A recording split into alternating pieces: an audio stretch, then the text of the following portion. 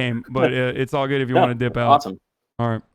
To answer my first question, right, the debate commission will then turn on their microphone only when it is their turn to answer, and the commission will turn it off exactly when the 2 minutes have expired. After that, both microphones will remain on, but on behalf of the voters, I'm going to ask you to please speak one at a time. The goal is for you to hear each other and for the American people to hear every word of what you both have to say. And so with that, if you're ready, let's start. And we will begin with the fight against the coronavirus. President Trump, the first question is for you. The country is heading into a dangerous new phase. More than 40,000 Americans are in the hospital tonight with COVID, including record numbers here in Tennessee. And since the two of you last shared a stage, 16,000 Americans have died from COVID. So please be specific. How would you lead the country during this next stage of the coronavirus crisis? 2 minutes, uninterrupted. So, as you know, 2.2 million people modeled out were expected to die.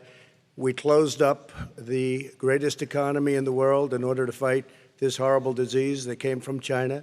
It's a worldwide pandemic. It's all over the world. You see the spikes in Europe and many other places right now. If you notice, the mortality rate is down 85%. The excess mortality rate is way down and much lower than almost any other country. And we're fighting it, and we're fighting it hard. There is a spike. There was a spike in Florida, and it's now gone. There was a very big spike in Texas. It's now gone. There was a very big spike in Arizona. It's now gone. And there are some spikes and surges in other places. They will soon be gone. We have a vaccine that's coming. It's ready. It's going to be announced within weeks, and it's going to be delivered. We have Operation Warp Speed, which is the military is going to distribute the vaccine. I can tell you from personal experience that I was in the hospital, I had it, and I got better. And I will tell you that I had something that they gave me, a therapeutic, I guess they would call it. Some people could say it was a cure. But I was in for a short period of time, and I got better very fast, or I wouldn't be here tonight. And now they say I'm immune, whether it's 4 months or a lifetime. Nobody's been able to say that, but I'm immune. More and more people are getting better. We have a problem that's a worldwide problem. This is a worldwide problem. But I've been congratulated by the heads of many countries on what we've been able to do. If you take a look at what we've done in terms of goggles and masks and gowns and everything else, and in particular ventilators. We're now making ventilators all over the world, thousands and thousands a month, distributing them all over the world. It will go away, and as I say, we're rounding the turn, we're rounding the corner. It's going away. Okay, former Vice President Biden, to you, how would you lead the country out of this crisis? You have 2 minutes uninterrupted. 220,000 Americans dead. If you hear nothing else I say tonight, hear this. Anyone who's responsible for not taking control, in fact, not saying I take no responsibility initially, anyone who's responsible for that many deaths should not remain as President of the United States of America. We're in a situation where there are 1,000 deaths a day now, 1,000 deaths a day, and there are over 70,000 new cases per day. Compared to what's going on in Europe, as the New England Medical Journal said, they're starting from a very low rate. We're starting from a very high rate. The expectation is we'll have another 200,000 Americans dead between now and the end of the year. If we just wore these masks, the president's own advisors have told him, we could save 100,000 lives. And we're in a circumstance where the president thus far and still has no plan, no comprehensive plan. What I would do is make sure we have everyone encouraged to wear a mask all the time. I would make sure we move in the direction of rapid testing, investing in rapid testing. I would make sure that we set up national standards as to how to open up schools and open up businesses so they can be safe and give them the wherewithal, the financial resources to be able to do that. We're in a situation now where the New England Medical Journal, one of the most serious journals in the whole world, said for the first time ever that the way this president has responded to this crisis has been absolutely tragic. And so, folks, I will take care of this. I will end this. I will make sure we have a plan. President Trump, I'd like to follow up with you in your comments. You talked about taking a therapeutic. I assume you're referencing Regeneron. You also said a vaccine will be coming within weeks. Yes. Is that a guarantee? No, it's not a guarantee, but it will be by the end of the year. But I think it has a good chance. There are two companies, I think, within a matter of weeks, and it will be distributed very quickly. Can you tell us which companies? Johnson & Johnson is doing very well. Moderna is doing very well. Pfizer is doing very well. And we have numerous others. Then we also have others that we're working on very closely with other countries, in particular Europe. Let me follow up with you, and because this is new information, you have said a vaccine is coming soon, within weeks now. Your own officials say it could take well into 2021 at the earliest for enough Americans to get vaccinated. And even then, they say the country will be wearing masks and distancing into 2022. Is your timeline realistic? No, I think my timeline is going to be more accurate. I don't know that they're counting on the military the way I do, but we have our generals lined up, one in particular that's the head of logistics, and this is a very easy distribution for him. He's ready to go as soon as we have the vaccine, and we expect to have 100 million vials. As soon as we have the vaccine, he's ready to go. Vice President Biden, your reaction, and just 40% of Americans say they would definitely agree to take a coronavirus vaccine if it was approved by the government. What steps would you take to give Americans confidence in a vaccine if it were approved? Make sure it's totally transparent. Have the scientists of the world see it, know it, look at it, go through all the processes. And by the way, this is the same fellow who told you this is going to end by Easter last time. This is the same fellow who told you that, don't worry, we're going to end this by the summer. We're about to go into a dark winter, and he has no clear plan, and there's no prospect that there's going to be a vaccine available for the majority of the American people before the middle of next year. President Trump, your reaction, he says you have no I don't think we're plan. going to have a dark winter at all. We're opening up our country. We've learned and studied and understand the disease, which we didn't at the beginning. When I closed and banned China from coming in heavily infected, and then ultimately Europe, but China was in January. Months later, he was saying I was xenophobic. I did it too soon. Now he's saying, oh, I should have, moved quicker. But he didn't move quicker. He was months behind me, many months behind me. And frankly, he ran the H1N1 swine flu, and it was a total disaster, far less lethal, but it was a total disaster. Had that had this kind of numbers, 700,000 people would be dead right now, but it was a far less lethal disease. Look, his own person who ran that for him, who, as you know, was his chief of staff, said it was catastrophic, it was horrible, we didn't know what we were doing. Now he comes up and he tells us how to do this. Also, everything that he said about the way every single move that he said we should make, that's what we've done. We've done all of it. But he was way behind us. Vice President Biden, your response. My response is he is xenophobic, but not because he shut down access from China. And he did it late after 40 countries had already done that. In addition to that, what he did, he made sure that we had 44 people that were in there in China trying to get to Wuhan to determine what exactly the source was. What did the president say in January? He said, no, he said, he's being transparent. The president of China is being transparent. We owe him a debt of gratitude. We have to thank him. And then what happened was we started talking about using the Defense Act to make sure we go out and get whatever is needed out there to protect people. And again, I go back to this. He had nothing. He did virtually nothing. And then he gets out of the hospital and he talks about, don't worry, it's all going to be over soon. Come on.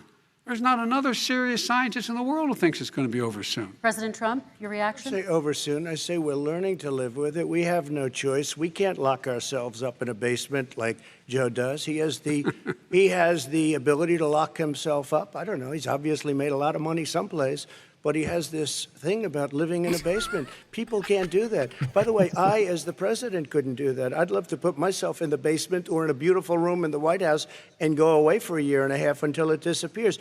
I can't do that. And Kirsten, every meeting I had, and I'd meet a lot of families, including Gold Star families and military families, every meeting I had, and I had to meet them. I had to. It would be horrible to have canceled everything. I said, this is dangerous. And you catch it. And, I caught it. I learned a lot. Great doctors, great hospitals. And now I recovered. 99.9 of young people recover. 99% of people recover. We have to recover. We can't close up our nation. We have to open our school, and we can't close up our nation, or you're not going to have a nation. And of course, the CDC has said young people can get sick with COVID-19 and can pass it. Vice President Biden, I want to talk broadly about strategy, though. Can I respond to that? 30 seconds, please, and then I have a question. No, number one, he says that we're learning to live with it. People are learning to die with it. You folks home will have an empty chair at the kitchen table this morning. That man or wife going to bed tonight and reaching over to try to touch their, out of habit, where their wife or husband was, is gone. Learning to live with it. Come on. We're dying with it because he has never said, you said it's dangerous. When's the last time? Is it really dangerous still? Are we dangerous? You tell the people it's dangerous now? What should they do about the danger? And you say, I take no responsibility. Let me talk about your two. Excuse me, I take full responsibility. It's not my fault that it came here. It's China's fault. And you know what? It's not Joe's fault that it came here either. It's China's fault. They kept it from going into the rest of China for the most part, but they didn't keep it from coming out to the world, including Europe and ourselves. Vice President Biden. So there was a way to contain it then. When we knew it was coming, when it hit, what happened? What did the president say? He said, don't worry, it's going to go away. Be gone by Easter. Don't worry. The warm weather. Don't worry. Maybe inject bleach. He said he was kidding when he said that, but a lot of people thought it was serious. A whole range of things the president has said. Even today, he thinks we are in control. We're about to lose 200,000 more people. President Trump. Look, perhaps just to finish this, I was kidding on that, but just to finish this, when I closed, he said I shouldn't have closed. And that went on for months. Nancy Pelosi said the same thing. She was dancing on the streets in Chinatown in San Francisco. But when I closed, he said, this is a terrible thing, you're xenophobic. I think he called me racist even, and because I was closing it to China. Now he says I should have closed it earlier. It just, Joe, it doesn't work. I didn't say either of those things. You certainly did. You certainly did. I talked about a xenophobia in a different context. It wasn't about closing the border to Chinese coming to the United States. All right, I want to talk about both of your different strategies to handling He thought this. I shouldn't have closed the border. Well, that's obvious. Do you want to respond to that quickly, Vice President No. Biden? Okay. Let's talk about your different strategies toward dealing with this. Mr. Vice President, you suggested you would support new shutdowns if scientists recommended it. What do you say to Americans who are fearful that the cost of shutdowns, the impact on the economy, the higher rates of hunger, depression, domestic and substance abuse outweighs the risk of exposure to the virus? What I would say is I'm going to shut down the virus, not the country. It's his ineptitude that caused the country to have to shut down in large part. Why businesses have gone under, why schools are closed, why so many people have lost their living, and why they're concerned. Those other concerns are real. That's why he should have been, instead of in a sand trap in his golf course, he should have been negotiating with Nancy Pelosi and the rest of the Democrats and Republicans about what to do about the acts they were passing for billions of dollars to make sure people had the capacity. But you haven't ruled out more shutdowns. Well, no, I'm not shutting down the nation, but there are, look, you need standards. The standard is if you have a reproduction rate in a community that's above a certain level, everybody says, slow up, more social distancing, do not open bars and do not open gymnasiums, do not open until you get this under control, under more control. But when you do open, give the people the capacity to be able to open and have the capacity to do it safely. For example, schools. Schools, they need a lot of money to open. They need to deal with ventilation systems. They need to deal with smaller classes, more teachers, more pods. And he's refused to support that money, or at least up to now. Let's talk about schools. President Trump, I think we have to respond, if I might. Please, and then I have a follow-up. Thank you, and I appreciate that. Look, all he does is talk about shutdowns, but forget about him. His Democrat governors, Cuomo in New York, you look at what's going on in California, you look at Pennsylvania, North Carolina, Democrats all, they're shut down so tight and they're dying. They're dying. And he supports all these people. All he talks about is shutdowns. No, we're not going to shut down, and we have to open our schools. And it's like, as an example, I have a young son. He also tested positive. By the time I spoke to the doctor the second time, he was fine. It just went away. Young people. I guess it's their immune system. Let me follow up with you, President Trump. You've demanded schools open in person and insist they can do it safely. But just yesterday, Boston became the latest city to move its public school system entirely online after a coronavirus spike. What is your message to parents who worry that sending their children to school will endanger not only their kids, but also their teachers and families? I want to open the schools. The transmittal rate to the teachers is very small, but I want to open the schools. We have to open our country. We're not going to have a country. You can't do this. We can't keep this country closed. This is a massive country with a massive economy. People are losing their jobs. They're committing suicide. There's depression, alcohol, drugs at a level that nobody's ever seen before. There's abuse, tremendous abuse. We have to open our country. You know, I've said it Perfect often. segue into stimulus. The cure cannot be worse than the problem itself. Vice And that's President. what's happening. And he wants to close down. He'll close down the country if one person in our massive bureaucracy says we should close it down. Vice President Biden, your Simply response. not true. We ought to be able to walk and chew gum at the same time. We ought to be able to safely open, but when they need resources to open. You need to be able to, for example, if you're going to open a business, have social distancing within the business. You need to have, if you have a restaurant, you need to have plexiglass dividers so people cannot infect one another. You need to be in a position where you can take testing rapidly and know whether a person is in fact infected. You need to be able to trace. You need to be able to provide all the resources that are needed to do this. And that is not inconsistent with saying that what we're going to make sure that we can open safely. And by the way, all you teachers out there, not that many of you are going to die, so don't worry about it. So don't worry about it. Come on. President Trump, let me follow up with you quickly. By the way, I will say this. If you go and look at what's happened to New York, it's a ghost town. It's a ghost town. And when you talk about plexiglass, these are restaurants that are dying. These are businesses with no money. Putting up plexiglass is unbelievably expensive, and it's not the answer. I mean, you're going to sit there in a cubicle wrapped around with plastic. These are businesses that are dying, Joe. You can't do that to people. You just can't. Take a look at New York and what's happened to my wonderful city for so many years. I loved it. It was vibrant. It's dying. Everyone's leaving. Shouldn't the government New York. offer help? Take a look Vice at what President New Biden. York has done in terms of turning the curve down in terms of the number of people dying. And I don't look at this in terms of the way he does. Blue states and red states. They're all the United States. And look at the states that are having such a spike in the coronavirus. They're the red states. They're the states in the Midwest. They're the states in the upper Midwest. That's where the spike is occurring significantly. But they're all Americans. They're all Americans. And what we have to do is say, wear these masks, number one. Make sure we get the help that the businesses need that has money's already been passed to do that. It's been out there since the beginning of the summer, and nothing's happened. President, New York has lost more than 40,000 people, 11,000 people in nursing homes. President Trump, what when you about- say spike, take a look at what's happening in Pennsylvania, where they've had it closed. Take a look at what's happening with your friend in Michigan, where her husband's the only one allowed to do anything. It's been like a prison. Now it was just ruled unconstitutional. Take a look at North Carolina. They're having spikes, and they've been closed. And they're getting killed. All states he financially. needs to win, by the We way. can't let that happen, Joe. You can't let that happen. We have to open up. And we understand the disease. We have to protect our seniors. We have to protect our elderly. We have to protect especially our seniors with heart problems and diabetes problems. And we will protect them. We have the best testing in the world by far. That's why we have so many cases. Let me follow Very up with you before we interesting. move Very on to interesting our he next brought section. those President states Trump, up. this week I you wonder called why. Dr. Anthony Fauci, the nation's best-known infectious disease expert, quote, a disaster. You described him and other medical experts as, quote, idiots. If you're not listening to them, who are you listening to as you fight this? I'm listening to all of them, including Anthony. I get along very well with Anthony. But he did say, don't wear masks. He did say, as you know, this is not going to be a problem. I think he's a Democrat, but that's okay. He said, this is not going to be a problem.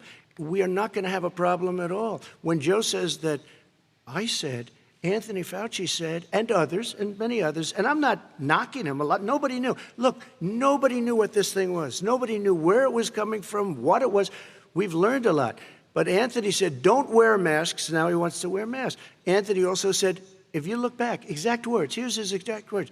This is no problem. This is going to go away soon. So he's allowed to make mistakes. He happens to be a good person. Vice President Biden, your response quickly, and then we're going to move on to the next section. My response is that think about what the president knew in January and didn't tell the American people. He was told this was a serious virus that spread in the air, and it was much worse than the flu. He went on record and said to one of your colleagues, recorded, that in fact he knew how dangerous it was, but he didn't want to tell us. He didn't want to tell us because he didn't want us to panic. He didn't want us, Americans don't panic. He panicked. But guess what? In the meantime, we find out in the New York Times the other day that, in fact, his folks went to Wall Street and said this is a really dangerous thing, and a memo out of that meeting, not from his administration, but from some of the brokers, said sell short because we got to get moving. It's a dangerous problem. Well, this is I'm going to give you 30 seconds to respond, and then we're going to move on. Wall Street one, I don't know. Somebody went to Wall Street. You're the one that takes all the money from Wall Street. I don't take it. You have raised a lot of money, tremendous amounts of money. And every time you raise money, deals are made, Joe. I could raise so much more money. As president and as somebody that knows most of those people, I could call the heads of Wall Street, the heads of every company in America. I would blow away every record, but I don't want to do that because it puts me in a bad position. And then you bring up Wall Street. You shouldn't be bringing up Wall Street because you're the one that takes the money from Wall Street, not me. I could blow away your records that, like you wouldn't believe. We don't need money. We have plenty of money. In fact, we beat Hillary Clinton with a tiny fraction of the money that she was able to. All right, gentlemen, we're going to move on. Don't tell me about Wall Street. Average contribution, $43. All right, we're going to move on to our next section, which is national security. And I do want to start with the security of our elections and some breaking news from overnight. Just last night, top intelligence officials confirmed again that both Russia and Iran are working to influence this election. Both countries have obtained U.S. voter registration information, these officials say, and Iran sent intimidating messages to Florida voters. This question goes to you, Mr. Vice President. What would you do to put an end to this threat? You have 2 minutes uninterrupted. I made it clear, and I ask everyone else to take the pledge. I made it clear that any country, no matter who it is, that interferes in American elections will pay a price. They will pay a price. And it's been overwhelmingly clear this election, I won't even get into the last one, this election, that Russia has been involved, China has been involved to some degree, and now we learn that Iran is involved. They will pay a price if I'm elected. They're interfering with American sovereignty. That's what's going on right now. They're interfering with American sovereignty. And to the best of my knowledge, I don't think the president said anything to Putin about it.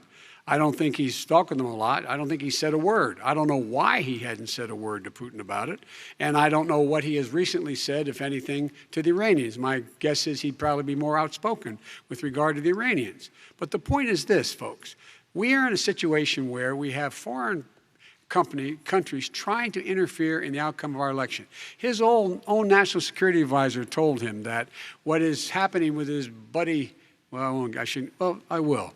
His buddy, Rudy Giuliani, he's being used as a Russian pawn. He's being fed information that is Russian, that is not true.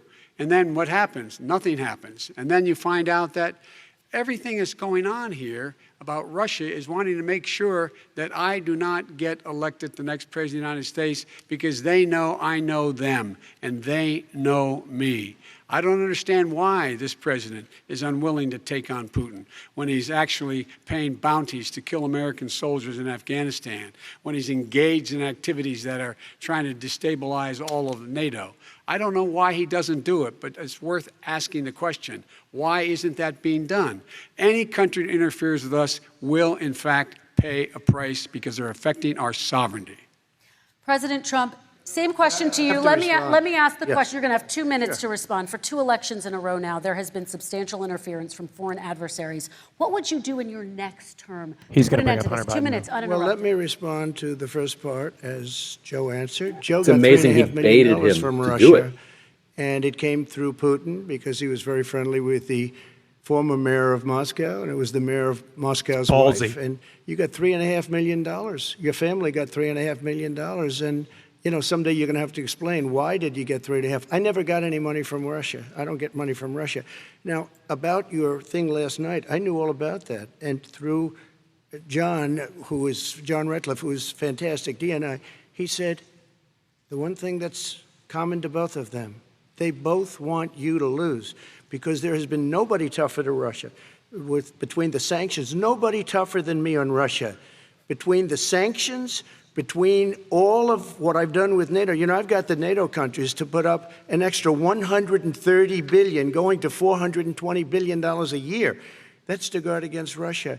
I sold, while he was selling pillows and sheets, I sold tank busters to Ukraine. There has been nobody tougher on Russia than Donald Trump. And I'll tell you, they were so bad. They took over the submarine port. You remember that very well. This is a lose-lose argument no matter what. During you and Barack Obama, they took over a big part of I think Americans don't give a shit about Ukraine. You handed it to arming them, Ukrainians. but you were getting a lot of money from Russia. They were paying you a lot of money, and they probably still are. But now, with what came out today, it's even worse. All of the emails, the horrible emails of the kind of money that you were raking in, you and your family. And Joe, you were vice president when some of this was happening, and it should have never happened. And I think you owe an explanation to the American people. Why is it? Somebody just had a news conference a little while ago who was essentially supposed to work with you and your family. But what he said was damning. And regardless of me, I think you have to clean it up and talk to the American people. Maybe you can do it right now. Vice President Biden, you may respond. 30 seconds. And then I do want to follow up on the election security. I have not taken a penny from any foreign source ever in my life. We learned that this president paid 50 times the tax in China, has a secret bank account with China, does business in China, and in fact is talking about me taking money. I have not taken a single penny from any country whatsoever, ever. Number one. Number two, this is a president, I have released all of my tax returns, 22 years. Go look at them. 22 years of my tax return. You have not released a single solitary year of your tax return. What are you hiding? Why are you unwilling? The foreign countries are paying you a lot. Russia's paying you a lot. China's paying you a lot. And your hotels and all your businesses all around the country, all around the world. And China's building a new road to a new a golf course you have overseas. So what's going on here? Why don't release your tax return or stop talking about corruption? President Trump, your response. First of all, I called my accountants. Nice. Under audit. I'm going to release them as soon as we can. I want to do it. And it'll show how successful, how great this company is. But much more importantly than that, people were saying $750. I asked them a week ago, I said, what did I pay? They said, sir, you prepaid tens of millions of dollars. I prepaid my tax. Tens over the last number of years. Tens of millions of dollars I prepaid because at some point they think it's an estimate. They think I may have to pay tax. So I already prepaid it. Nobody told me that. Did your accountant Nobody tell told when you you that. could release Excuse them? me. And it wasn't written whenever they write this. They keep talking about $750, which I think is a filing fee. But let me just tell you, I prepaid millions and millions of dollars in taxes. Number one. Number two, I don't make money from China. You do. I don't make money from Ukraine. You do. I don't make money from Russia. You made $3.5 million, Joe, and your son gave you. They even have a statement that we have to give 10% to the big man. You're the big man, I think. I don't know. Maybe you're not, but you're the big man, I think. Your son said we have to give 10% to the big man. Joe, what's that all about? It's terrible. All right, gentlemen, I want to ask you both some questions about all of this, but I'm going to let you both respond very quickly. You just said you spoke to your accountant about potentially releasing your taxes. Did he tell you when you can release them? Do you have a deadline for when you're going to release them to the American people? I get treated worse than the Tea Party got treated because I have a lot of people in there deep down in the IRS. They treat me horribly. We made a deal. It was all settled until I decide to run for president. I get treated very badly by the IRS, very unfairly. But we had a deal all done. As soon as we're completed with the deal, I want to release it. But I have paid millions and millions of dollars, and it's worse than paying. I paid in advance. It's called prepaying your taxes. I paid in advance. I want to ask you both about questions regarding your potential foreign entanglements and questions that have been raised to give you both a chance to talk about this more broadly. Respond very quickly, and then I'll get to my question. Why did he's been saying this for 4 years? Show us. Just show us. Stop playing around. You've been saying for 4 years you're going to release your taxes. Nobody knows it, Mr. President. What they do know is you're not paying your taxes, or you're paying taxes that are so low. When last time he said what he paid, he said, I only pay that little because I'm smart. I know how to game the system. Come on. Come on, folks. Very quickly, President Trump, and then I want to get to two questions to both of you on this. I was put through a phony witch hunt for 3 years. It started before I even got elected. They spied on my campaign. No president should ever have to go through what I went through. Let me just say this. Mueller and 18 angry Democrats and FBI agents all over the place spent $48 million. They went through everything I had, including my tax returns, and they found absolutely no collusion and nothing wrong. $48 million. I guarantee you, if I spent $1 million on you, Joe, I could find plenty wrong. Because the kind of things that you've done and the kind of monies that your family has taken, I mean, your brother made money in Iraq. Millions of dollars. Your other brother made a fortune, and it's all through you, Joe. And they say you get some of it, and you do live very well. You have houses all over the place. You live very well. All right, gentlemen, let me just ask some questions about all of this broadly. Vice President Biden, there have been questions about the work your son has done in China and for a Ukrainian energy company when you were vice president. In retrospect, was anything about those relationships inappropriate or unethical? Nothing was unethical. Here's what the deal. With regard to Ukraine, we had this whole question about whether or not, because he was on the board, I later learned of Burisma, a company, that somehow I had done something wrong.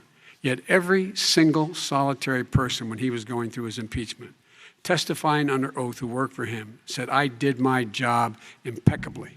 I carried out U.S. policy. Not one single solitary thing was out of line. Not a single thing, number one. Number two, the guy who got in trouble in Ukraine was this guy trying to bribe the Ukrainian government to say something negative about me, which they would not do and did not do because it never, ever, ever happened. My son has not made money in terms of this thing about, what are you talking about, China. I have not had, the only guy made money from China is this guy. He's the only one. Nobody else has made money from China. President Trump, let me ask my question to you. More taxes in China than in the United States from 2010 to 2015. Didn't have a job for a long time. That's the easy line. Was sadly no longer in the military service. I won't get into that. And he didn't have a job. As soon as he became vice president, Burisma, not the best reputation in the world. I hear they paid him $183,000 a month. Listen to this. $183, and they gave him a $3 million upfront payment. All right. And he had no energy I'm going to let the Vice President respond to that quickly, and then I need to dishonest. get to a question to you. Very No quickly, basis for that. Everybody investigated that. No one said anything he did was wrong in Ukraine. Okay, President Trump, this is for you. Since you took office, you've never divested from your business. You've personally promoted your properties abroad. A report this week, which was referenced, does indicate that your company has a bank account in China. So how can voters know that you don't have any foreign conflicts of interest? I have many bank accounts, and they're all listed, and they're all over the place. I mean, I was a businessman doing business. The bank account you're referring to, which is, everybody knows about it, it's listed. The bank account was in 2013. That's what it was. It was opened it was closed in 2015, I believe. And then I decided, because I was thinking about doing a deal in China like millions of other people. I was thinking about it, and I decided I'm not going to do it. Didn't like it. I decided not to do it. Had an account open, and I closed it. Okay. Excuse me. And then, unlike him, where he's vice president and he does business, I then decided to run for president after that. That was before. So I closed it before I even ran for president, let alone became president. Big difference. He is the vice president of the United States, and his son, his brother, and his other brother are getting rich. They're like a vacuum cleaner. They're sucking up money President every Trump, place thank he you. goes. We do need to move on. I do want to ask you, Vice President Biden, about China. Let's talk about China more broadly. There have, of course, President Trump has said that they should pay for not being fully transparent in regards to the coronavirus. If you were president, would you make China pay? And please be specific. What would that look like? What I'd make China do is play by the international rules, not like he has done. He has caused the deficit of China to go up, not down, with China, up, not down. We are making sure that in order to do business in China, you have to give all your intellectual property. You have to have a partner in China. It's 51%. We would not do that at all, number one. Number two, we're in a situation where China would have to play by the rules internationally as well. When I met with Xi, when I was still vice president, he said we're setting up air identification zones in the South China Sea. You can't fly through them. I said we're going to fly through them. We just flew B-52, B-1 bombers through it. We're not going to pay attention. They have to play by the rules. And what's he do? He embraces guys like the thugs like in North Korea and the Chinese president and Putin and others, and he pokes his finger in the eye of all of our friends, all of our allies. We make up we're 25% of the world's economy. We need to be having the rest of our friends with us saying to China, these are the rules. You play by them or you're going to pay the price for not paying by them economically. That's the way I will run it, and that's what we did in upholding steel tariffs and a range of other things when we were president and vice president. All right, let's talk about North Korea. Excuse me, no, I have to Yes. respond to that. Okay, very quickly, and then Son we're going to move walked on out to with North $1.5 Korea. billion from China to Not manage after true. spending 10 minutes in office and being in Air Force Two, number one. Number two, there's a very strong email talking about your family wanting to make $10 million a year for Strong introductions. email. President Trump, on China policy, though, what No, but wait a specifically are minute. you going to do? What specifically are you going to do to make China pay? You've said you're going First to of make all, them pay. China is paying. They're paying billions and billions of dollars. I just gave New $28 billion. sanctions? New sanctions? I just gave $28 billion to our farmers. because Taxpayers' China, money. It's what? Taxpayers' money. Didn't No, come no, from yeah, China. you know who the taxpayer is. It's called China. China paid true. $28 billion, and you know what they did to pay it, Joe? They devalued their currency, and they also paid up. And you know who got the money? Our farmers, our great farmers, because they were targeted. You never charged them anything. Also, I charged them 25% on dumped steel because they were killing our steel industry. We were not going to have a steel industry. Okay. And now we have a steel Okay, industry. Vice President Biden, your response, please. Our response is, look, this isn't about, there's a reason why he's bringing up all this malarkey. There's a reason for it. He doesn't want to talk about the substantive line. issues. It's not about his family and my family. It's about your family. And your family's hurting badly. If you're making less than, if you're a middle-class family, you're getting hurt badly right now. You're sitting at the kitchen table this morning deciding, well, we can't get new tires, they're bald because we have to wait another month or so. Or are we going to be able to pay the mortgage? Or who's going to tell her she can't go back to community college? They're the decisions you're making in the middle-class families like I grew up in Scranton and Claymont. They're in trouble. We should be talking about your families, but that's the last thing he wants to talk about.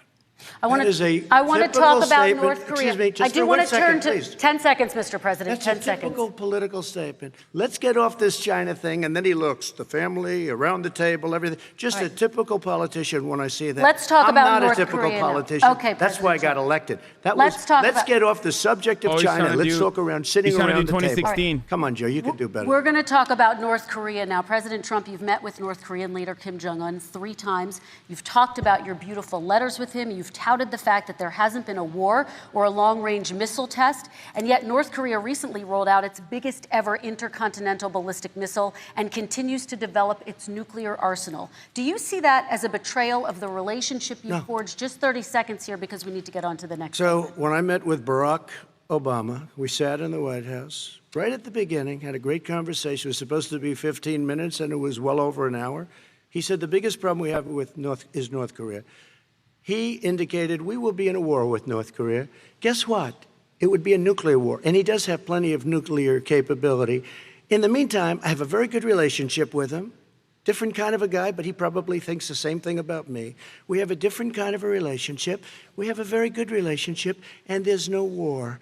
And you know, about 2 months ago, he broke into a certain area. They said, oh, there's going to be trouble. I said, no, they're not, because he's not going to do that. And I was right. Look, instead of being in a war where millions of people, Seoul, you know, is 25 miles away, millions and millions, 32 million people in Seoul, millions of people would be dead right now. President we Trump, don't have that's a war, 30 and I have a seconds. good Thank relationship. you. Vice President Biden, to you. North Korea conducted 4 nuclear tests under the my Obama God. administration. Why do you think you would be able to rein in this persistent threat right Because I'd make it clear, which we were making clear to China, they had to be part of the deal. Because here's I made it clear, and as a spokesperson of the administration when I went to China, that they said, why are you moving your missile defense up so close? Why are you moving more forces here? Why are you continuing to do military maneuvers with South Korea? I said, because North Korea is a problem, and we're going to continue to do it so we can control them. We're going to make sure we can control them and make sure they cannot hurt us.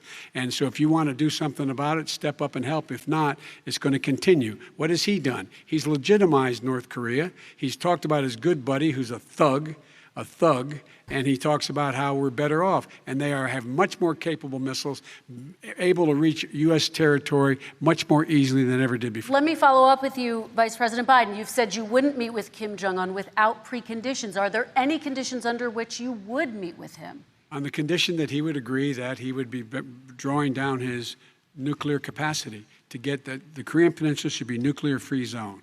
All right, let's move on to American families. Kristen, they tried Very to quickly, meet with 10 him. seconds, They President. tried to meet with him. He wouldn't do it. He didn't like Obama. He didn't like him. He wouldn't do it. Okay, I know got to for give him a fact they chance to tried. respond to that He before we wouldn't move do on. it. You And know, that's okay. You know what? North Korea, we're not in a war. We have a good relationship. You know, people don't understand. Having a good President relationship Trump, with we have leaders to of move other on, 'cause countries we have is a lot a of good thing. We have a lot of questions to get Yes, to. not Your a bad response. Saying we had a good relationship with Hitler before he, in fact, invaded Europe, the rest of Europe. Come on. The reason he would not meet with President Obama is because President Obama said, we're going to talk about denuclearization. We're not going to legitimize you. We're going to continue to put stronger and stronger sanctions on you. That's why he wouldn't meet with us. All right, And let's it didn't move happen. on. Let's Excuse move on me. and talk He about left American me a families. mess, Kristen. President Trump, okay, so They you need to left move on. me a comparison. mess. North Korea was a mess. We And need in to fact, move if on you so remember we the can get first to all 2 or of our 3 other months, questions tonight, there was a President very Trump. dangerous period in my first 3 months before we sort of worked things out a little bit. Okay. There was a they left us a mess. And Obama would be, I think, the first to say it was the single biggest problem he thought that our country had. Okay, let's move on to American families and the economy. One of the issues that's most important to them is health care, as you both know. Today, there was a key vote on a new Supreme Court Justice, Amy Coney Barrett, and health care is at the center of her confirmation fight. Over 20 million Americans get their health insurance through the Affordable Care Act. It's headed to the Supreme Court, and your administration, Mr. President, is advocating for the court to overturn it. If the Supreme Court does overturn that law, those 20 million Americans could lose their health insurance almost overnight. So what would you do if those people have their health insurance taken away? You have 2 minutes uninterrupted. Sure. First of all, I've already done something that nobody thought was possible. Through the legislature, I terminated the individual mandate. That is the worst part of Obamacare, as we call it. The individual mandate where you have to pay a fortune for the privilege of not having to pay for bad health insurance. I terminated. It's gone. Now it's in court because Obamacare is no good. But then I made a decision. Run it as well as you can to my people, great people. Run it as well as you can. I could have gone the other route and made everybody very unhappy. They ran it. Premiums are down. Everything's down. Here's the problem. No matter how well you run it, it's no good. What we'd like to do is terminate it. We have the individual mandate done. I don't know that it's going to work. If we don't win, we will have to run it, and we'll have Obamacare, but it'll be better run. But it no longer is Obamacare, because without the individual mandate, it's much different. Pre-existing conditions will always stay. What I would like to do is a much better health care, much better, will always protect people with pre-existing. So I'd like to terminate Obamacare, come up with a brand new, beautiful health care. The Democrats will do it because there'll be tremendous pressure on them, and we might even have the House by that time. If Biden and I said think show we're your going to plan win the right House, now, okay? it would be You'll see, over. But I think we're going to win the House. I mean, it's already over, but come up with you a know, better health care, always protecting people with pre-existing conditions. And one thing very important, we have 180 million people out there that have great private health care, far more than we're talking about with Obamacare. Joe Biden is going to terminate all of those policies. These are people that love their health care, people that have been successful, middle-income people, been successful. They have 180 million plans, 180 million people, families, under what he wants to do, which will basically be socialized medicine. He won't even have a choice. They want to terminate 180 million plans. We have done an incredible job on health care, and we're going to do even better. Okay, Vice President Biden, yes, this is for you. Your health care plan calls for building Did he get muted on again in the Obamacare. So end? my question is, what is your plan if the law is ruled unconstitutional by the Supreme Court? You have 2 minutes uninterrupted. What I'm going to do is pass Obamacare with a public option. It'll become Biden care. The public option is an option that says that if you, in fact, do not have the wherewithal to be, if you qualify for Medicaid and you do not have the wherewithal in your state to get Medicaid, you automatically are enrolled, providing competition for insurance companies. That's what's going to happen. Secondly, we're going to make sure we reduce the premiums and reduce drug prices by making sure that there's competition that doesn't exist now by allowing the Medicare to negotiate drug prices with the insurance companies. Thirdly, the idea that I want to eliminate private insurance, the reason why I had such a fight with 20 candidates for the nomination was I support private insurance. That's why I didn't. Not one single person with private insurance would lose their insurance under my plan, nor did they under Obamacare. They did not lose their insurance unless they chose they wanted to go to something else. Lastly, we're going to make sure we're in a situation that we actually protect pre-existing. There's no way he can protect pre-existing conditions. None, zero. You can't do it in the ether. He's been talking about this for a long time. He's never come up with a plan. I guess we're going to get the pre-existing condition plan the same time we get the infrastructure plan that we've been waiting since 17, 18, 19, and 20. The fact, I still have a few more minutes. I know you're getting anxious. The fact is that he's already cost the American people, because of his terrible handling of the COVID virus and the economic spillover, 10 million people have lost their private insurance. And he wants to take away 22 million more people who have it under Obamacare, and over 110 million people with pre-existing conditions. And all the people from COVID are going to have pre-existing conditions. What are they going to do? I have a follow-up for you, Vice President Biden. It relates to something that President Trump said. He's accusing you of wanting socialized medicine. What do you say to people who have concerns that your health care plan, which includes a government insurance option, takes the country one step closer to a health care system run entirely by the government? What's your response to them? I say it's ridiculous. It's like saying that,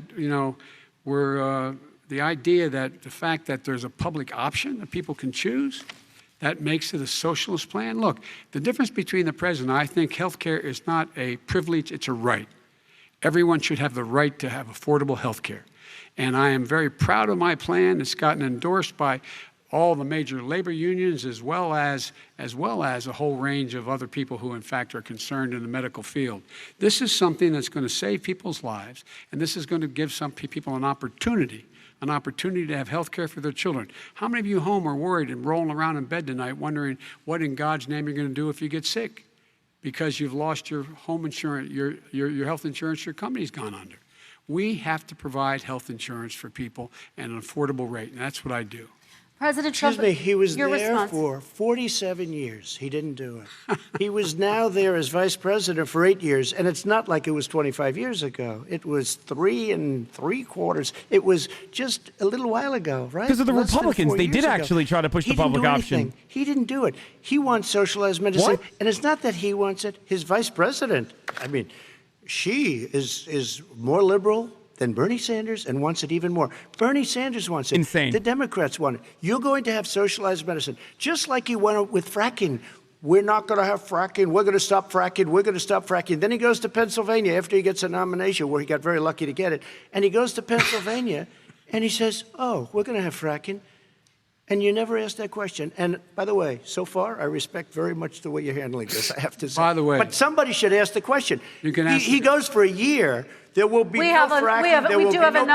We have a number of topics we're going to get to. That's a big question. We're going to get to. It's the same thing with socialized I have medicine. to respond. Vice President, your response, please. My response is people deserve to have affordable health care, period. Period, period, period. And the Biden care proposal will, in fact, provide for that affordable health care, lower premiums. What we're going to do is going to cost some money.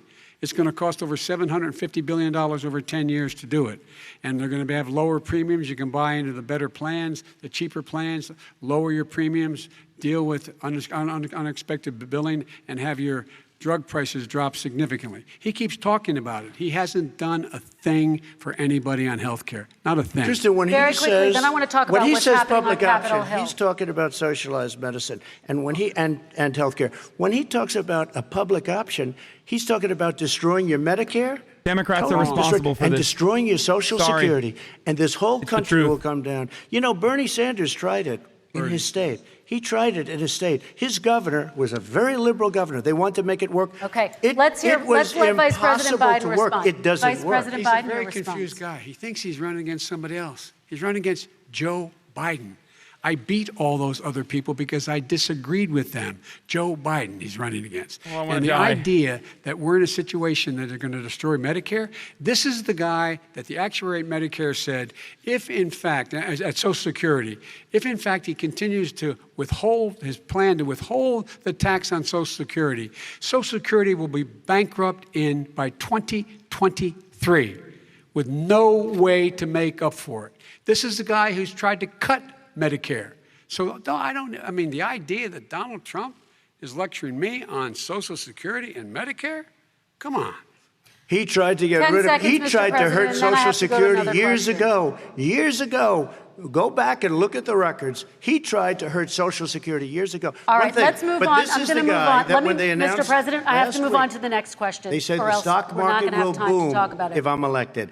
If he's elected, the stock market will crash. Okay, The let's biggest move on to the analysts are next saying that. question. Let me respond. Very quickly. Look, the idea that the stock market is booming is his only measure of what's happening. Where I come from in Scranton and Claymont, the people don't live off of the stock market. Just in the last three years during this crisis, the billionaires in this country made, according to the Wall Street, $700 billion more dollars. $700 billion more dollars. Because that's his only measure. What happens to the ordinary people out there? What happens to them? Let's talk about what's happening on Capitol Hill. We're going to Kristen, move on, gentlemen. 401ks are through the roof. We're gonna People's move on. stock are through the roof. All right. And he doesn't come from Scranton. That's like he lived there for a short period of time before he even knew it. We're going to move on to and the he next left. question. And the people of Pennsylvania Let me will move show on you to my that. next question, They gentlemen. understand. As of tonight, more than 12 million people are out of work. And as of tonight, 8 million more Americans have fallen into poverty, and more families are going hungry every day. Those hit hardest are women and people of color. They see Washington fighting over a relief bill. Mr. President, why haven't you been able to get them the help they need? 30 seconds here. Because Nancy Pelosi doesn't want to approve it. I do. But you're the president. I do, but I still have to get. Unfortunately, that's one of the reasons I think we're going to take over the House because of her. Nancy Pelosi doesn't want to approve anything because she'd love to have some victories. What? On a date called November 3rd. Nancy Pelosi does not want to approve it. We are ready, willing, and able to do something. Don't forget, we've already approved 3 plans, and it's gone through, including the Democrats, in all fairness. This one she doesn't want. It's near the election because she thinks it helps her politically. I think it hurts her politically. All right, Mr. Vice President, The Republican leader in the United States Senate said he can't pass it. He will not be able to pass it.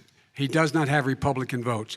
Why isn't he talking to his Republican friends? let me follow up with you, Vice President. we made a Biden, deal, the because Republicans let me will ask pass Vice it. President Shut up, Biden a moderator, question. let him You are the go. leader of the Let the old Democratic man Party. speak. Why have you not pushed the Democrats to get a deal for the American people? Well, I have, and they have pushed it. Look, they passed Fuck this act you! all the way Fuck back in the you! beginning of the summer. This is like it's not new. It's been out there. This HEROES Act has been sitting there. And look at what's happening. When I was in charge of the Recovery Act with $800 billion, I was able to get $145 billion to local communities that have to balance their budgets and states that have to balance their budgets, so then have to fire firefighters, teachers, first responders, law enforcement officers, so they can keep their cities and counties running. He will not support that. They have not done a thing for them. And Mitch McConnell said, let them go bankrupt. Let them go bankrupt. He Come on. laughed. What's the matter The with bill these that was guys? passed in the House was a bailout of badly run, high-crime, Democrat, all run by Democrats, cities and states. It was a way of getting a lot of money, billions and billions of dollars to these states. It was also a way of getting a lot of money from our people's pockets to people that come into our country illegally. We were going to take care of everything for them. And what that does, and I'd love to do that, I'd love to help them, but what that does, everybody all over the world will start pouring into our country. We can't do it. This was a way of taking care of them. This was a way of spending on things that had nothing to do with COVID, as per your question. But it was really a big bailout for badly run Democrat cities and states. All right, By the I way, want if to. I get elected, I'm running as a proud Democrat, but I'm going to be an American president. I don't see red states and blue states. What I see is American, United States. And folks, every single state out there finds themselves in trouble. They're going to start laying off, whether they're red or blue, cops, firefighters, first responders, because teachers, because they have to balance their budget. And the founders were smart. They allowed the federal government to deficit spend to compensate for the United States of America. I want to talk about the minimum wage, gentlemen. Mr. Vice President, we are talking a lot about struggling small businesses and business owners these days. Do you think this is the right time to ask them to raise the minimum wage? You, of course, support a $15 federal minimum wage. I do, because I think one of the things we're going to have to do is we're going to have to bail them out, too. We should be bailing them out now, those small businesses. You got 1 in 6 of them going under. They're not going to be able to make it back. They passed a package that allows us to be able to call PPP. Money is supposed to go to help them do everything from organize how they can deal with their businesses being open safely. Schools, how they can make classrooms smaller, how they can hire more teachers, how they can put ventilation systems in. They need the help. The businesses as well as the schools need the help. But these guys will not help them. Is not giving them any of the money. We are going to move on to immigration, one thing very but I quickly, want he to said get we your have reaction. to help our small businesses by raising the minimum wage. That's not helping. I think it should be a state option. Alabama is different than New York. New York is different from Vermont. Every state is different. It should be a state option. You said very recently. We have to help. It's very important. We have to help our small businesses. How are you helping your small businesses when you're forcing wages? What's going to happen, and what's been proven to happen, is when you do that, these small businesses fire many of their employees. You said very recently you would consider raising the federal minimum wage to $15 an hour. You said recently you would consider raising the federal minimum wage to $15 an hour. Is that still the case? And I would consider it to an extent, but in a what I really like, in a second administration, but not to a level that's going to put all these businesses out of business. It should be a state option. Look, I've lived in different places. I know different places. They're all different. Some places, $15 is not so bad. In other places, other states, $15 would be Okay, President ruinous. Trump, thank you. Quick response, Vice President Biden. 2 jobs, 1 job, be below poverty. People are making $6, $7, $8 an hour. These first responders, we all clap for as they come down the street because they've allowed us to make it. What's happening? They deserve a minimum wage of $15. Anything below that puts you below the poverty level. And there is no evidence that when you raise the minimum wage, businesses go out of business. That is simply not true. We're going to talk about immigration. We're going to talk about immigration now, gentlemen, and we're going to talk about families within this context. Mr. President, your administration separated children from their parents at the border. At least 4,000 kids. Muscular approach to a different policy position for the first time. But the United States can't locate the parents of more than 500 children. So how will these families ever be reunited? Children are brought here by coyotes and lots of bad people, cartels, and they're brought here, and they used to use them to get into our country. We now have as strong a border as we've ever had. We're over 400 miles of brand new wall. You see the numbers, and we let people in, but they have to come in legally, and they come in through merit. But how will you reunite these kids with their families, Let me just tell you, Mr. President? they built cages. You know, they used to say, I built the cages, and then they had a picture in a certain newspaper, and it was a picture of these horrible cages, and they said, look at these cages. President Trump built them, and then it was determined they were built in 2014. That was him. Do you have a plan to reunite the kids? Yes, we're working on it we're trying very hard. But a lot of these kids come out without the parents. They come over through cartels and through coyotes and through gangs. Vice President Biden, let me bring you into this conversation. Quick response and then another question to you. These 500 plus kids came with parents. They separated them at the border to make it a disincentive to come to begin with. Real tough. We're really strong. And guess what? They cannot, it's not coyotes didn't bring them over. Their parents were with them. They got separated from their parents. And it makes us a laughing stock and violates every notion of who we are as a nation. Let me ask you a follow-up question. They did it. We changed the policy. Your response to that? They did it. We changed. Did not They built the separate cages. Who built the cages, Joe? Let's talk about what Who we're built the talking about. cages, Let's Joe? talk about what we're talking about. What happened? Parents were ripped, their kids were ripped from their arms and separated. And now they cannot find over 500 sets of those parents, and those kids are alone. Nowhere to go. Nowhere to go. It's criminal. It's criminal. Let me ask Kristen, you I will about say this. immigration. They 10 went down. seconds, We and then brought I need to ask reporters, you. everything. They are so well taken care of. Oh, They're in that's facilities not that a were good so look, clean Trump. Some and of them gotten haven't been such reunited But with their just ask families. one question. Who built the cages? I'd love you to ask him that. Who built the cages? Let me ask about your immigration policy, Mr. Vice President. The Obama administration did fail to deliver immigration reform, which had been a key promise during the administration. It also presided over record deportations as well as family detentions at the border before changing course. So why should voters trust you with an immigration overhaul now? Because we made a mistake. It took too long to get it right. It took too long to get it right. I'll be president of the United States, not vice president of the United States. And the fact is, I've made it very clear. Within 100 days, I'm going to send to the United States Congress a pathway to citizenship for over 11 million undocumented people. And all of those so-called dreamers, those DACA kids, they're going to be immediately certified again to be able to stay in this country and put on a path to citizenship. The idea that they are being sent home by this guy, and they want to do that, is they've gone to a country they've never seen before. I can imagine you're 5 years old, your parents are taking you across the Rio Grande River, and it's illegal. And you say, oh, no, Mom, leave me here. I'm not going to go with you.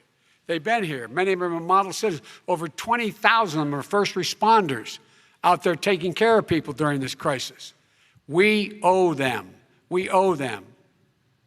President Kristen, Trump, he your had reaction. 8 years to do what he said he was going to do.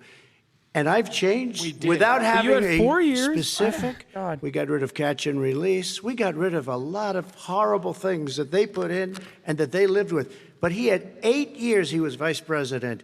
He did nothing except build cages to keep children in.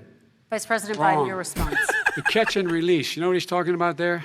If in fact you had a family came across and they were arrested, they in fact were given a date to show up for their hearing. They were released. And guess what? They showed up for a hearing. True. This is the first president in the history of the United States of America that anybody seeking asylum has to do it in another country. That's never happened before in America. That's never happened before in America.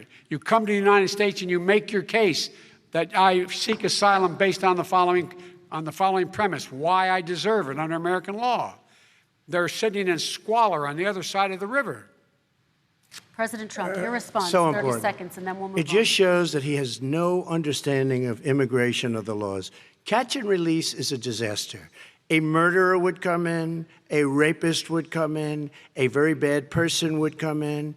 We would take their name. We have to release them into our country. And then you say they come back. Less than 1% of the people come back. We have to send ICE out and Border Patrol out to find them. We would say, come back in 2 years, 3 years. We're going to give you a court case. The numbers are on Perry Joe's Mason. side. We're going to give you a court case. He's right. When you say they come back, they don't come back, Joe. Overwhelming They majority never come back. show up to their court Only the cases. really, I hate to say this, but those with the lowest IQ, they might come back. Okay, But they're President very, Trump, let's very give few. Vice President What? Biden a chance to respond, and then we're going to move on to the You next don't know section. the law, Joe. Vice President Biden, your response. Know the law, what he's telling you is simply not true. Well, check it out. They don't come back. Check it out. All right, let's move on But we don't have to the worry next about it because they section. terminated it, so we don't have to worry about Let's it move anymore. on to the next And you have section. 525 kids not knowing where in God's name they're going to be and lost their parents. Go ahead. All right, let's talk Damn. about our next section, which is race in America. And I want to talk about the way Black and brown Americans experience race in this country. Part of that experience is something called the talk. It happens regardless of class and income. Parents who feel they have no choice but to prepare their children for the chance that they could be targeted, including by the police, for no reason other than the color of their skin. Mr. Vice President, in the next 2 minutes, I want you to speak directly to these families. Do you understand why these parents fear for their children? I do. I do. You know, my daughter is a social worker, and she's written a lot Mourner about in this. chief. She has a graduate degree from the University of Pennsylvania in social work. And you know, one of the reasons why I ended up working on the east side of Wilmington, Delaware, which is 90% African American, was to learn more about what was going on. What I never had to tell my daughter if she's pulled over, make sure she puts, for a traffic stop, put both hands on top of the wheel and don't reach for the glove box because someone may shoot you. But a black parent, no matter how wealthy or how poor they are, has to teach their child when you're walking down the street, don't have a hoodie on when you go across the street. Making sure that you, in fact, if you get pulled over, just yes, sir, no, sir, hands on top of the wheel, because you are, in fact, the victim, whether you're a person making child of a $300,000 a year person or someone who's on food stamps. The fact of the matter is there is institutional racism in America. And we have always said, we've never lived up to it, that we hold these truths to be self-evident. All men and women are created equal. But guess what?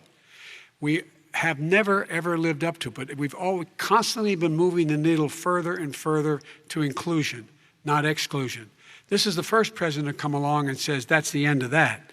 We're not going to do that anymore. We have to provide for economic opportunity, better education, better health care, better access to schooling, better access to opportunity to borrow money to start businesses. All the things we can do, and I've laid out a clear plan as to how to do those things, just to give people a shot. It's about accumulating the ability to have wealth as well as it is to be free from violence. President Trump, same question to you, and let me remind you of the question. I would like you to speak directly to these families. Do you understand why these parents fear for their children? Yes, I do. And again, he's been in government 47 years. He never did a thing except in 1994 when he did such harm to the black community. And they were called, and he called them super predators. And he said that. He said it, super predators. And they have never lived that down. 1994, your crime bill, the super predators. Nobody has wasn't done even more Biden, it for was the Hillary black defending the community crime bill, than but Donald still. Trump. And if you look, with the exception of Abraham Lincoln, possible exception, but the exception of Abraham Lincoln, nobody has done what I've done. Criminal I think he justice said something pretty reform. close to that, if he didn't say that. And He did. Joe didn't do it. He didn't just use that I don't exact even think they verbiage, tried though. because they had no chance at doing it. They might have wanted to do it, but if you had to see the arms I had to twist to get that done, it was not a pretty picture, and everybody knows it, including some very liberal people that cried in my office. They cried in the Oval Office. 2 weeks later, they're out saying, gee, we have to defeat him. Criminal justice reform, prison reform, opportunity zones with Tim Scott, a great senator from South Carolina. He came in with this incredible idea for opportunity zones. It's one of the most successful programs. People don't talk about it. Tremendous investment is being made. Biggest beneficiary, the black and Hispanic communities, and then historically black colleges and universities. After 3 years of coming to the office, I love some of those guys. They were great. They came into the office and they said, I said, what are you doing? After 3 years, I said, why do you keep coming back? Because we have no funding. I said, you don't have to come back every year. Chance that he would bring up Tim because Scott President and his Obama answer would never close give to them 100%. long-term funding, and I did. 10-year I don't even remember the long-term question. funding, and I gave them more money than It was they asked about, for because they criminal said, ju- I think it was you need about, more. p- And I police said, the only bad part Yeah. about this is attacking I may never I was being see them sarcastic. black because people. I got very friendly No, I with see- them, I see it on and screen. they like me and I like them. But I saved historically black colleges. Well, that's and right. They got the universities. question. Okay, That's very and we're helpful. going to talk about both of your records, but your response to that, Vice My President. response to that is I never, ever said what he accused me of saying.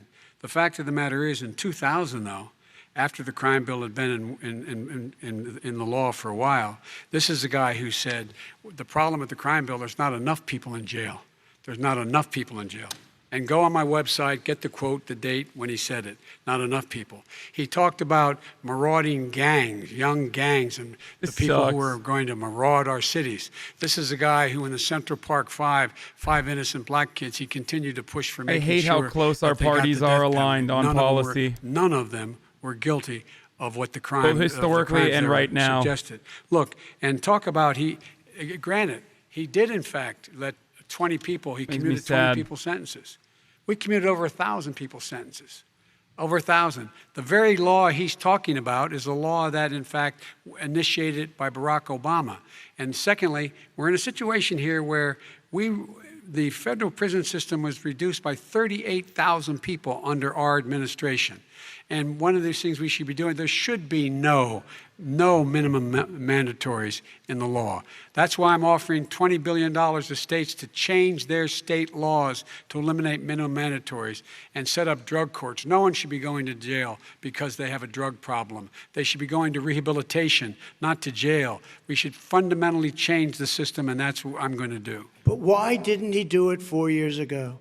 Why didn't you do that 4 years ago, even less than that? Why didn't you do it? You were vice president. You keep talking about all these things you're going to do and you're going to do this, but you were there just a short time ago and you guys did nothing. We did. You know, Joe, I ran because of you. I ran because of Barack Obama, because you did a poor job. If I thought you did a good job, I would have never run.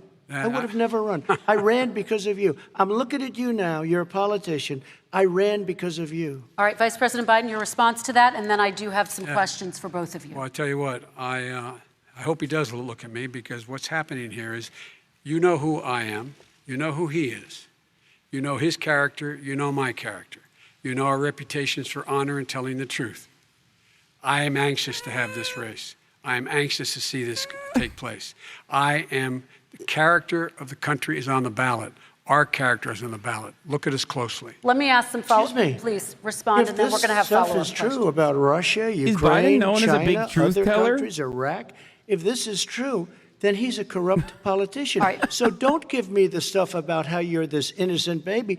Joe, they're calling you a corrupt politician. Nobody's Take a look President at the Trump, I laptop want to from stay hell. on the issue Excuse of me, race. We're take a talking look at about the the issue. laptop from hell. President Trump, we're Nobody. talking about race right now, and I do want to stay on the issue of race. President Trump, And I you've have to just respond to that. Please, Because look, very there quickly. are 50 former national intelligence folks who said that what he's accusing me of is a Russian plant.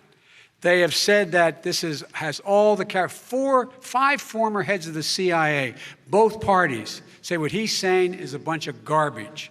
Nobody believes it except his and his good friend Rudy Giuliani. You mean the laptop is now another Russia hoax? And You that's gotta exactly be. what- Is this that's where you're exactly going? what This was is told. where he's going. The All right. laptop is Russia, Yes. Gentlemen, Russia. I want to stay on the issue of race. You okay? have to be kidding. Here we Mr. go President, again with Russia. We're going to continue Boy, oh on the boy. issue of race. Mr. President, believe you've that one. described the Black Lives Matter movement as a symbol of hate. You've shared a video of a man chanting white power to millions of your supporters. You've said that black professional athletes exercising their First Amendment rights should be fired. What do you say to Americans who say that kind of language from a president is contributing to a climate of hate and racial strife? Well, you have to understand, the first time I ever heard of Black Lives Matter, they were chanting pigs in a blanket, talking about police. Pigs, talking about our police. Pigs in a blanket, fry them like bacon. I said, that's a horrible thing. And they were marching down the street. And that was my first glimpse of Black Lives Matter. I thought it was a terrible thing. As far as my relationships with all people, I think I have great relationships with all people. I am the least racist person in this room. Well, what do you say to Americans who are confused by that rhetoric? I don't by know. the I mean, I don't know videos? what to say. I got criminal justice reform done and prison reform and opportunity zones. I took care of black colleges and universities.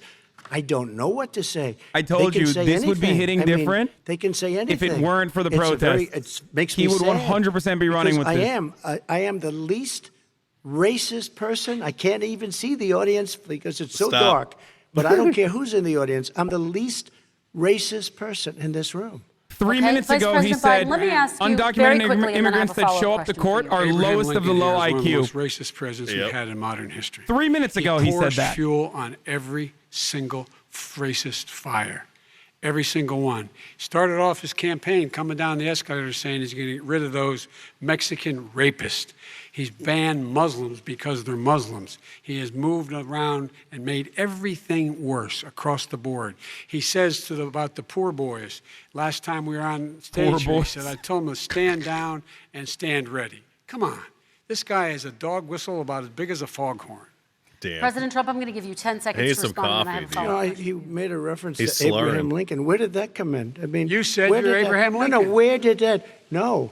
You said- I said not since Abraham Lincoln has anybody Yeah, done fuck what Lyndon I've B. done for the black Johnson. community. And I'm I didn't saying- say I'm Abraham Lincoln. I said not since Abraham Lincoln has anybody done what I've done for the black community. Now, you have done nothing other than the crime bill, which put Oh, God.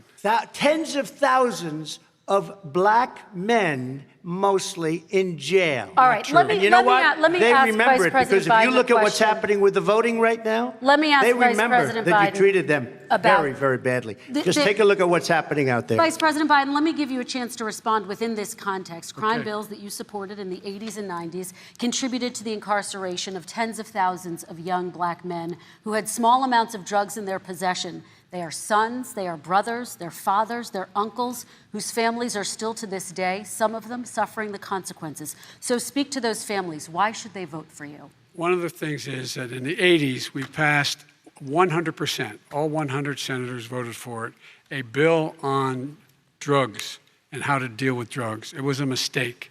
I've been trying to change this since then, particularly the portion on cocaine. That's why I've been arguing that, in fact, we should not send anyone to jail for a pure drug offense. They should be going into treatment across the board. That's what we should be spending money on. That's why I set up drug courts, which were never funded by our Republican friends. They should not be going to jail for a drug or an alcohol problem. They should be going into treatment. That's what we've been trying to do. That's what I'm going to get done, because I think the American people have now seen that, in fact, it was a mistake to pass those laws relating to drug. But they were not in the crime bill. But Okay, why so- didn't he get it done? See, it's all talk, no action with these politicians. Why didn't he get it done? That's what I'm going to do when I become president. You were vice president along with Obama as your president, your leader, for 8 years. Why didn't you get it done? You had 8 years to get it done. Now you're saying you're going to get it done because you're all talk and no action, Jim. We got a Your lot of it response. done. We released didn't get 38,000. anything We got done. 38,000 prisoners left from the. You got nothing done. 38,000 prisoners were released from federal prison. There were over 1,000 people who were given clemency. In fact, we're the ones that put in the Those numbers are legislation really low, saying by the way. We could look at pattern and practice of police departments and what they were doing. Kind of a reminder how how conducting shitty the themselves. Obama I administration could go on, was. but we began the To me, at process. least. We began the process. We lost an election. That's why I'm running to win back that election and change his terrible policy. I Quick just response, asked, and then we're I gonna just move asked on to one climate question. change. Why didn't you do it in the 8 years, a short time ago? Why didn't you do it? You just said, I'm going to do that, I'm going to do this. You put tens Because- of thousands of Just say because of mostly Republicans, black you young old men in fuck. prison. Now you're Because saying you're your gonna psychotic you're gonna party undo stopped that. everything. Why didn't you get it done? You had 8 I don't years with understand why Obama. they never do this. Why You know won't the Joe? Democrats ever Because say you're this? all talk and no action. All right, Vice President Because Biden, and then we're going to move on to the next section. We had a Republican Congress. Thank you. Thank Chance- you. Well, you Okay. got to talk them into it, Joe. All right. You got to damn. talk them into it. We're going to move on to our next section, Like I which did is with criminal climate justice change. reform. I had Okay. to talk Democrats into it. Gentlemen, You did what we we're running out of already done. time, so we got to get on to Okay. climate change, please. You both have very different visions on climate change. President Trump, you say that environmental regulations have hurt jobs in the energy sector. Vice President Biden, you have said you see addressing climate change as an opportunity to create new jobs. For each of you, how would you both combat climate change and support job growth at the same time? Starting with you, President Trump, you have 2 minutes uninterrupted. So we have the Trillion Trees program. We have so many different programs. I do love the environment, but what I want is the cleanest, crystal clear water, the cleanest air. We have the best, lowest number in carbon emissions, which is a big standard that I notice Obama goes with all the time. Not Joe. I haven't heard Joe use the term because I'm not sure he knows what it represents or means, but I have heard Obama use it. Wow. And we have the best carbon emission numbers that we've had in 35 years under this administration. We are working so well with industry, but here's what we can't do. Look at China, how filthy it is. Look at Russia. Look at India. It's filthy. The air is filthy. The Paris Accord, I took us out because we were going to have to spend trillions of dollars, and we were treated very unfairly. When they put us in there, they did us a great disservice. They were going to take away our businesses. I will not sacrifice tens of millions of jobs, thousands and thousands of companies because of the Paris Accord. It was so unfair. China doesn't kick in until 2030. Russia goes back to a low standard, and we kicked in right away, it would have destroyed our businesses. So, you ready? We have done an incredible job environmentally. We have the cleanest air, the cleanest water, and the best carbon emission standards that we've seen in many, many years. Vice President And we Biden. haven't destroyed our industries. Vice President Biden, 2 minutes to you, uninterrupted. Climate change and climate warming, the global warming, is an existential threat to humanity. We have a moral obligation to deal with it. And we're told by all the leading scientists in the world we don't have much time. We're going to pass the point of no return within the next 8 to 10 years. 4 more years of this man eliminating all the regulations that were put in by us to clean up the climate, to limit limit emissions, will put us in a position where we're going to be in real trouble. Here's where we have a great opportunity. I was able to get both all the environmental organizations as well as labor, the people worried about jobs, to support my climate plan. Because what it does, it will create millions of new, good-paying jobs. We're going to invest in, for example, 50,000 charging stations on our highways so that we can own the electric car market of the future. In the meantime, China is doing that. We're going to be in a position where we're going to see to it that we're going to take 4 million existing buildings and 2 million existing homes and retrofit them so they don't leak as much energy, saving hundreds of millions of barrels of oil in the process and creating significant number of jobs. And by the way, the whole idea of what this is all going to do, it's going to create millions of jobs, and it's going to clean the environment. Our health and our jobs are at stake. That's what's happening. And what right now, by the way, Wall Street firms indicated that my plan will in fact create 18.6 million jobs, 7 million more than his. This is from Wall Street. And I'll create $1 trillion more in economic growth than his proposal does. Not on climate, just on the economy. President Trump, you're They came out and said very strongly, $6,500 will be taken away from families under his plan, that his plan is an economic disaster.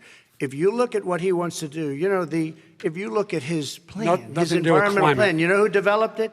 AOC plus 3. They know nothing about the climate. I mean, she's got a good line of stuff, but she knows nothing about the climate. Don't and fucking they're all do it. hopping through hoops for AOC plus 3. Look, their real plan costs $100 trillion. If we had the best year in the history of our country for 100 years, we would not even come close to a number like that. When he says buildings, they want to take buildings down because they want to make bigger windows into smaller windows. As far as they're concerned, if you had no window, it would be a lovely thing. This is the craziest plan that anybody has ever seen. And this wasn't done by smart people. This wasn't done by anybody. Frankly, I don't even know how it can be good politically. Right. They want to spend $100 trillion. That's their real number. He's trying to say it was 6. It's $100 trillion. They want to knock down buildings and build new buildings with little, tiny, small windows. I mean, and many other things. Okay. And many other things. Let me have the Vice President respond, and we're running out of time, and we have a lot more questions to get to. Country. So let's hear from the Vice President. I have a number more questions. I don't know where he comes from. I don't know where he comes up with these numbers. Queens. $100 trillion. Give me a break. This plan was endorsed by every major environmental group and every labor group.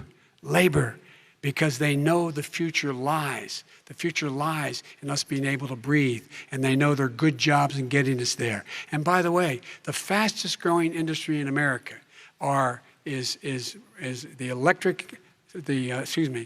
solar energy and wind. He thinks wind causes cancer, windmills. It's the fastest growing jobs, and they pay good prevailing wages, $45, $50 an hour. We can grow and we can be cleaner if we go the route I'm proposing. President Trump, Excuse me. please respond, and then I have some follow-ups. We are energy independent for the first time. We don't need all of these countries that we had to fight war over because we needed their energy. We are energy independent. I know more about wind than you do. It's extremely expensive, kills all the birds, it's very intermittent, got a lot of problems, and they happen to make the windmills in both Germany and China. And the fumes coming up, if you're a believer in carbon emission, the fumes coming up to make these massive windmills is more than anything that we're talking about with natural gas, which is very clean. One other thing. Find me a scientist Solar. who said that. I love solar, but solar doesn't quite have it yet. It's not powerful yet to really run our big, beautiful factories that we need to compete with the world. So False. It's all a pipe dream. But you know what we'll do? We're going to have the greatest economy in the world. But if you want to kill the economy, get rid of your oil industry. You want, and what about fracking? All right, now, let me now we have to ask let him me about allow fracking. Vice President Biden to I respond. never said I oppose fracking. You said it on tape. I did. Show the tape. Put it on your website. I'll put it on. Put it on the website. The fact of the matter is Showed he's it last flat lying. Would you rule out banning fracking? I do rule out banning fracking because the answer, we need other industries to transition to get to ultimately a complete zero emissions by 2025. What I will do with fracking over Adrenochrome is time wearing off is a little make bit. sure that we can capture the emissions from the fracking, capture the emissions from gas. We can do that, and we can do that by investing money in doing it. But it's a transition to that. I have one more question in this pod, and then we have. He was against fracking. He said it. I will show that to you tomorrow.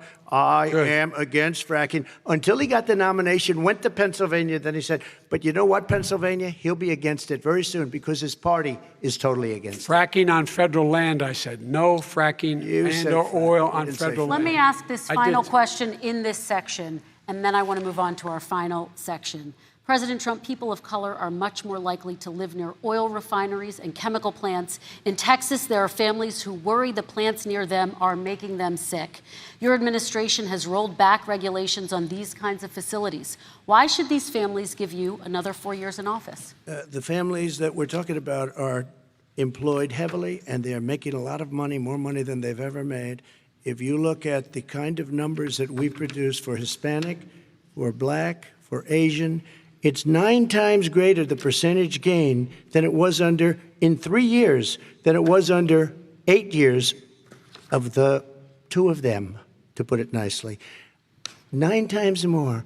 Now, somebody lives, I have not heard the numbers or the statistics that you're saying, but they're making a tremendous amount of money economically. We saved it. And I saved it again a number of months ago when oil was crashing because of the pandemic. Okay. We saved it. We got, say what you want about relationship, we got Saudi Arabia, Mexico, and Russia to cut back, way back. We saved our oil industry, and now it's very vibrant again. And everybody has very inexpensive gasoline. Remember that. Vice President Biden, your response, and then we're going to have a final question for both of you. My response is that those people live on what they call fence lines. He doesn't understand this.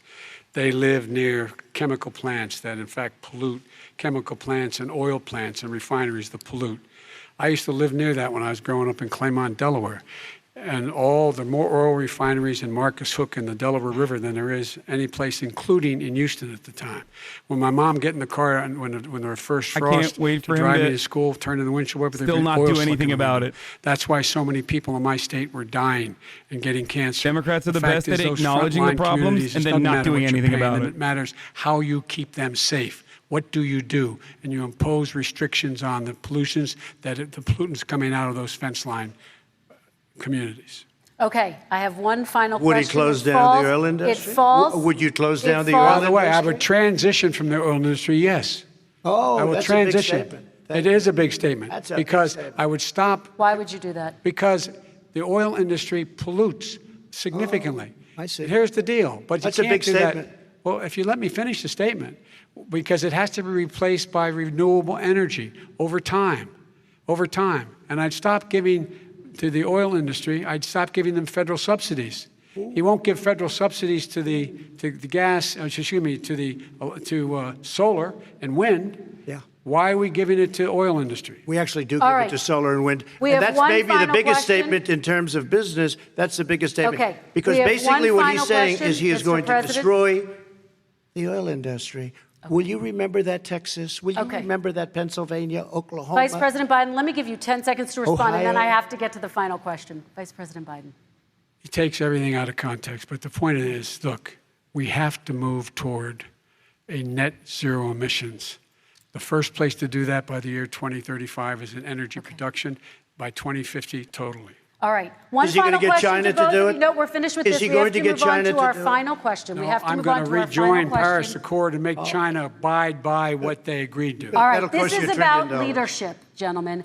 And this first question does go to you, President Trump. Imagine this is your inauguration day.